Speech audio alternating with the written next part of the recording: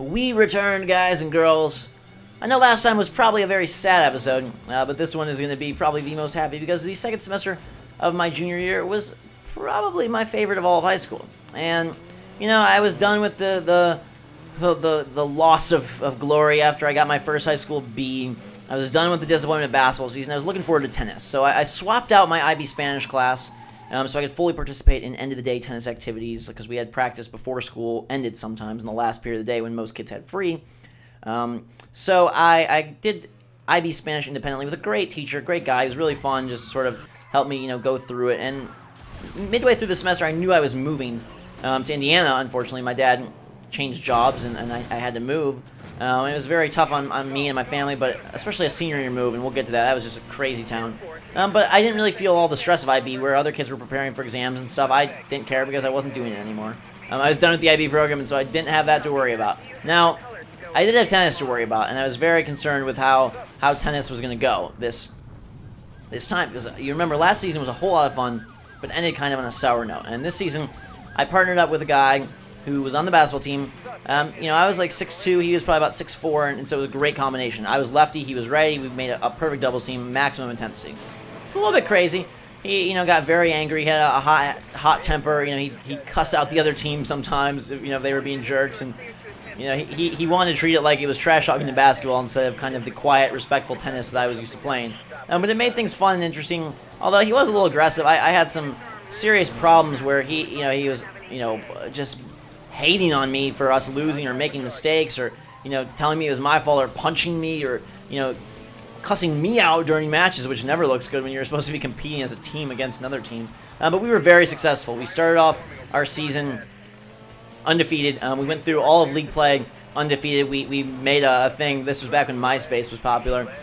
So we made a thing where it was like a checklist of all the other #1 doubles teams in the league, and we just would cross them off and update our profile picture as this like poster of checks, because almost like you know, different, who was that did that? There's some cornerback who did that, or Terrell Owens, or no, Chad Ochocinco I think did that, crossing off cornerbacks that he was, you know, destroying week in and week out, and we did that, and we were awesome.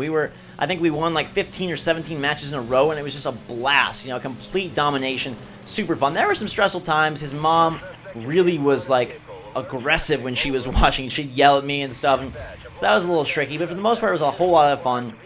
We cruised through our season, and my favorite sporting memory of my entire life happened, which was that came down to the last match of the year for our league championship. We were now in the biggest league in the area because we were a full 4-year school, and even though me and my partner Trent had won so many, our team wasn't as, you know, perfect.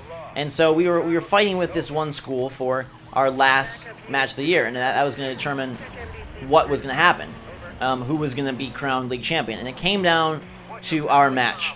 And my mom was out of town, and she flew back in time to make it, and so I was super excited to see her and my brothers there.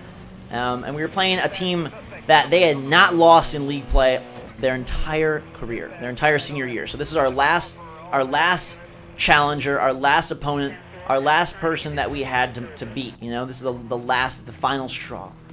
And it was a close match, and we ended up winning. And my greatest memory of any sport thing in the history of my life is at the end of the match, the senior guy, because there's one senior and one junior, the senior who had not lost a single match in league play in his high school career, smashes his tennis racket against the ground and crushes it, just cracks the racket in half, and my teammates are cheering like crazy. We seal the victory, we seal the league championship. The bus ride home was just full of enthusiasm and excitement, and my whole team was pumped. They were super happy for me and my partner. We did an awesome job, you know, winning, and gosh, it was the greatest feeling in the world. That would catapult us into the playoffs, where we made it all the way to state quarterfinals, which for California is a huge accomplishment. And I didn't feel let down at all. You know, it wasn't, we played like 4 tough matches and beat 4 awesome schools. You know, there's some 6,000 kid schools, some huge tennis powerhouses out there in Southern California, so it was a big deal for us to have be our first year as a 4-year school to make it this far, and I was proud to anchor that team as #1 doubles. You know, we ended up losing in individuals pretty early on, but we were in, because of our new stature as a 4-year school and our new sort of level of respect, we got paired up with in a very tough competition. We ended up making it. There's a funny story there, which is that To qualify for individuals, which I knew we would, you had to be number 1 or number 2 in your league playoffs. So this is getting all sorts of complicated. So I'm going to break it down for you.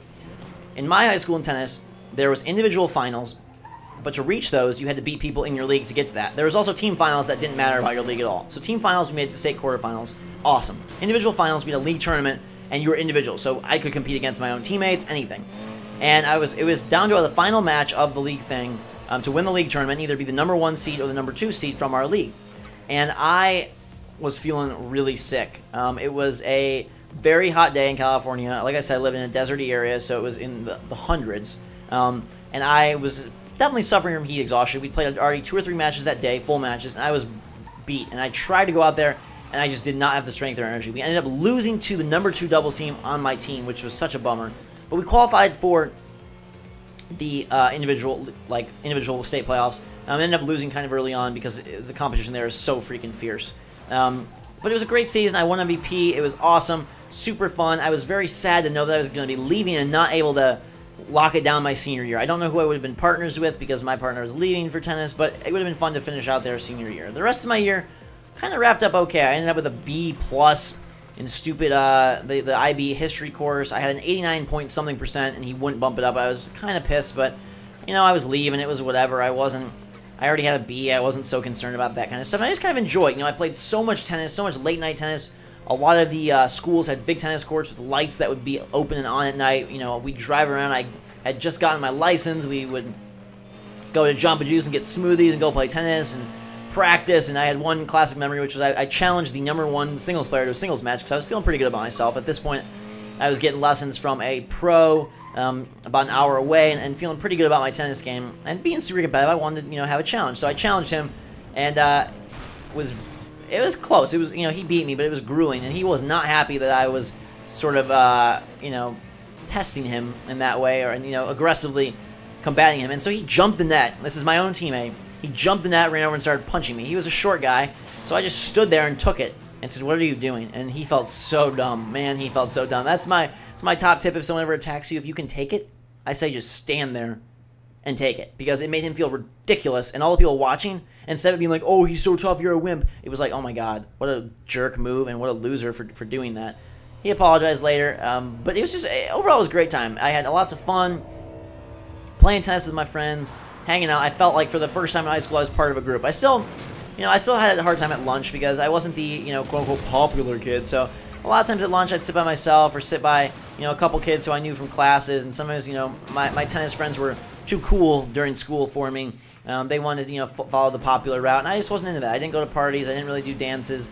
It's kind of all about, you know, focusing on academics and you know, sports, and that's where I was at that point. That's what I wanted to do, and you know, I do kind of look back and regret that I wasn't more outgoing. I didn't do more things, but it is what it is, and I did the best I could. And you know, every little piece of your life leads you to the point you are today, and just helps you to make better decisions in the future if that's what needs to be done. So yeah, it sucked that I wasn't able to have more fun and go out more with friends and feel like I was totally part of their group and enjoy lunch with them and cool school stuff and feel like I was quote unquote, you know, well loved.